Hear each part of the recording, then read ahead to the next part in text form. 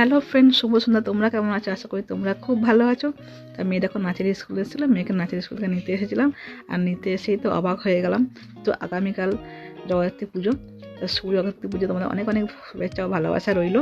তা দেখো মায়ের দর্শনটাও পেয়ে গেলাম। আর এই ঠাকুরটার দর্শনটা পাওয়াটা খুবই আমার কাছে ভাগ্যের ব্যাপার, যেহেতু আমি না একদমই এই পুজোটার সময় ঘর দিয়ে বেরোই না, আর বেরোনো হয় না। বেশি ডিফারেন্স কিন্তু আমাদের ওই পাড়া আর এই পাড়ার মধ্যে এটা। তো জাস্ট ওকে নিতে এলাম বলে মায়ের দর্শনটাও পেয়ে গেলাম। নাহলে এই ঠাকুরটার দর্শন একদমই করা হয় না, যেহেতু ওদের না কদিন পরেই পরীক্ষা থাকে, প্রায় 15-20 দিন পর থেকে পরীক্ষা থাকে।